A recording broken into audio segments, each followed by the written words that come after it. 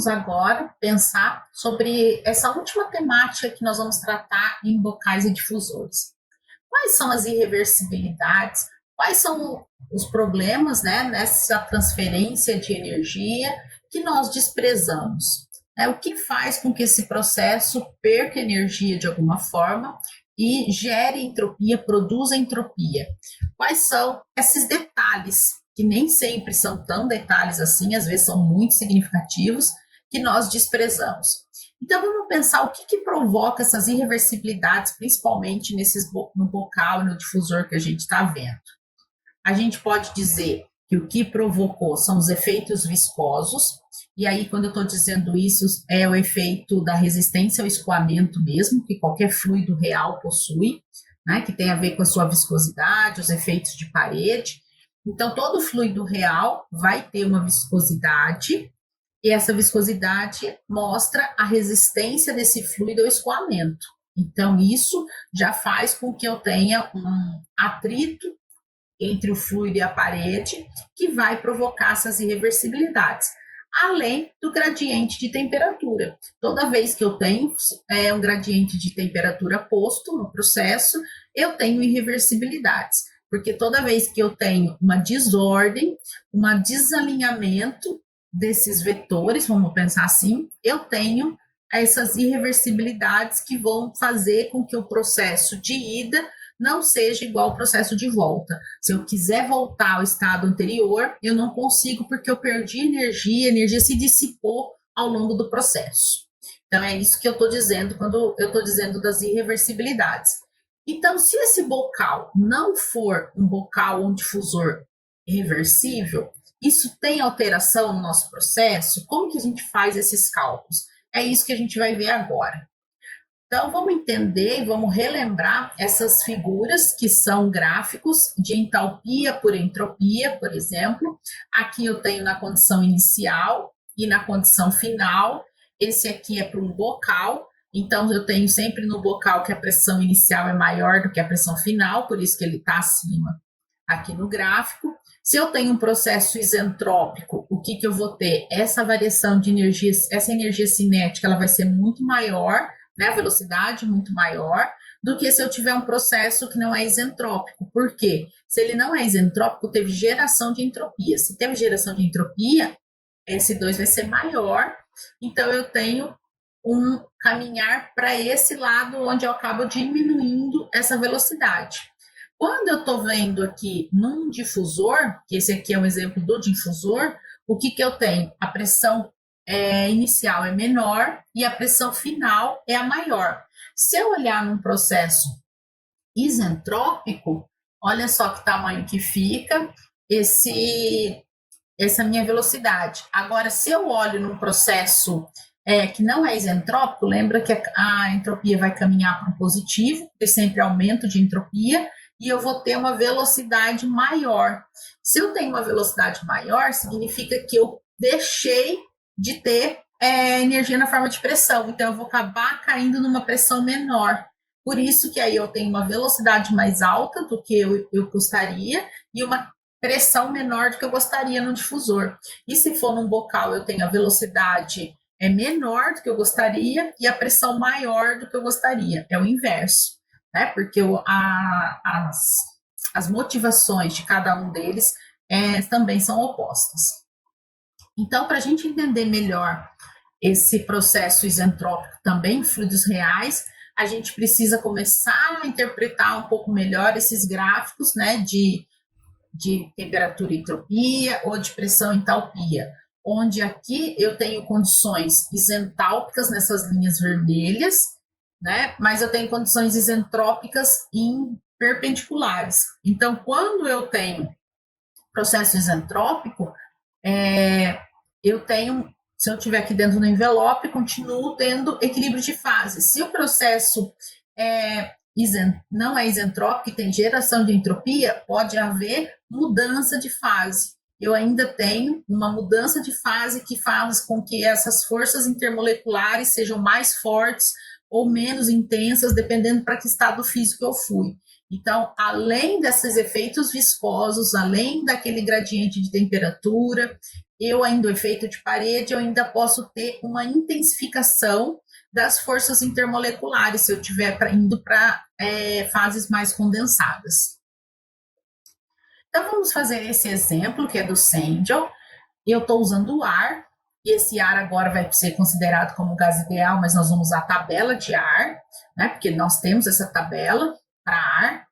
Está 200 kPa a 0,2 megapascal e 87 graus Celsius. Entra num bocal. Eu dei a condição de velocidade também, 50 metros por segundo. E a condição de saída está completa, 95 kPa e 300 metros por segundo. Só que nesse caso não é um bocal adiabático, tem perdas de calor estimadas em 4 kJ por quilograma. E a vizinhança está a 17 graus Celsius. Está se perguntando qual que é a temperatura da saída, qual que é a exergia destruída, e para analisar o efeito da variação de velocidade de saída do bocal, de 100 metros por segundo até 300 metros por segundo. Qual que é a influência disso na temperatura? Então, ele tá te perguntando, né? Está nos perguntando se a gente variar essa velocidade, não como 300, como está pedido inicialmente, mas se a gente fizer uma varredura de 100 a 300 metros por segundo, qual é o impacto disso sobre a temperatura de saída e sobre a exergia destruída? Isso vai aumentar ou vai diminuir essas variáveis? Então, é isso que nós vamos fazer nesse exercício. O que a gente quer, então? A temperatura de saída, a exergia destruída, o gráfico de temperatura pela velocidade e o gráfico de exergia pela velocidade. E vamos fazer uma análise desses gráficos. Quais as considerações? A gente vai considerar que é ar, não está escrito aqui, mas está dito lá que é ar. O bocal é o volume de controle, regime permanente, variação de energia potencial desprezível, não tem trabalho de eixo. Nesse caso, as condições dadas foram velocidade inicial, pressão inicial, temperatura inicial, calor trocado, a velocidade final e a pressão final. Eu não conheço qual é a temperatura final do processo. E eu sei que essa velocidade depois nós vamos variar de 100 a 300 metros por segundo. Se nós formos lá na tabela de ar, e aí eu usei a tabela A22 do Shapiro e Moran, eu vou tirar dados de como são os dados de entrada desse ar, né? Porque eu tenho a condição de temperatura e de pressão. Então, eu conheço agora a entropia e a entalpia desses dados de entrada. Como que nós vamos tirar esses dados, então? Nós vamos para a tabela de ar. Essa tabela utilizada é, então, do Shapiro e Moran. Nós vamos para 360 Kelvin, porque a temperatura está aqui em Kelvin. E aí, se a gente fizer o cálculo lá de 86 graus Celsius, vai dar 360 Kelvin. E vamos tirar o dado de entalpia e de entropia. Então, foi isso que a gente fez. Os dados, fazemos o balanço de massa, que a gente já sabe, o balanço de energia, só que agora a gente não despreza mais, não considera o processo adiabático, então tem o fator de calor. Feito isso, a gente tem também o balanço de entropia, que também a gente não descarta mais o termo onde está inserido calor, e a gente também tem entropia de geração. A gente não está considerando mais o processo reversível. E temos também o balanço de exergia, né? Que a gente tem agora, que a exergia perdida é uma relação da temperatura da vizinhança, ou temperatura de referência, vezes a entropia de geração. Então, a gente pode usar o balanço de massa, a gente já sabe que a vazão mássica de entrada é igual a vazão mássica de saída. Posso considerar uma base de cálculo de 1 kg por segundo. Tenho estabelecido, então, já a vazão mássica. Com o balanço de energia, eu sei a entalpia de entrada, acabei de olhar na tabela de ar, conheço a energia cinética na entrada, porque eu conheço a velocidade na entrada, conheço a velocidade na saída e sei quanto de calor foi transferido. Então, quando a gente faz os cálculos, a gente sabe que a única incógnita que nós temos é o H2. Tendo H2 em mãos, a gente consegue ir lá na tabela e acha a temperatura final, né? Porque agora a gente tem as condições. Com a tabela você descobre. Como que você descobre? Você vai, então, na tabela, 312 está entre 310 e 315, então eu vou ter que interpolar no 312 exatamente o valor que a gente obteve ali, que é 312, vamos só conferir, 312,25. É esse valor que a gente vai interpolar aqui para poder achar a temperatura. Lembrando que essa temperatura está em Kelvin, eu converti para chegar naquela temperatura que a gente colocou. Então, essa está resolvida, a gente precisa agora entender da exergia destruída. Lembrando que a exergia destruída, ela tem a ver com a entropia de geração e a temperatura de referência, que foi dado, né, a temperatura da vizinhança. Para fazer o cálculo da entropia de geração, eu preciso do balanço de entropia.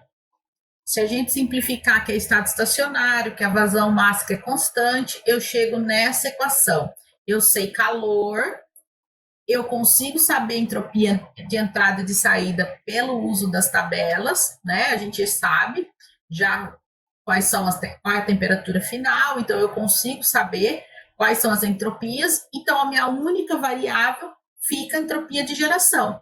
Como agora eu consigo determinar a entropia de geração, sei a temperatura da vizinhança, eu consigo achar a exergia perdida. Dessa forma, eu já consegui também a segunda incógnita que eu tinha. Agora eu preciso fazer um gráfico da temperatura em função do volume e da exergia em função do volume. Vamos ver como que esses gráficos se apresentaram. Aqui eu tenho no eixo Y a temperatura e no eixo X a velocidade. A gente percebe que quanto menor a temperatura, maior a velocidade. Por quê? Quanto menor a temperatura, significa que eu consegui transferir mais energia no sentido de energia cinética. Então, eu consigo aumentar essa velocidade. Agora, a exergia destruída, ela acaba ficando maior quanto maior essa velocidade. E isso é bem interessante, né? Porque a gente acabou caindo muito o gradiente de temperatura, então a gente tem uma variação muito grande de temperatura. Tendo essa variação maior de temperatura, eu tenho uma perda exergética. Então, o aumento da velocidade, que é uma coisa que me interessava, também provoca uma perda exergética. Então, eu tenho que encontrar um equilíbrio entre quanto de energia eu estou perdendo, porque pode ser que eu não estou transformando, e esses gráficos mostram exatamente isso, que mesmo que eu estou caindo a temperatura, que eu estou diminuindo a energia cinética das moléculas em prol da energia cinética do fluido, né, como um todo, macroscopicamente, parte dessa energia está sendo dissipada. Então, eu preciso fazer uma análise exergética para ver qual seria a velocidade ótima, que eu perderia a menor quantidade possível de energia numa máxima velocidade. Esse seria uma análise bem interessante para se fazer num bocal. Bem, nós avançamos bastante em relação ao bocal, nós trabalhamos com vapor, gases ideais e ar, utilizando uma tabela, né, que está sendo considerado como um gás ideal, mas é a tabela de ar. Isso faz com que a gente agora tenha um repertório maior para trabalhar com outros volumes de controle. Isso que a gente fez aqui para bocal, com vapor, com gás ideal e com ar, a gente pode fazer em qualquer outro volume de controle.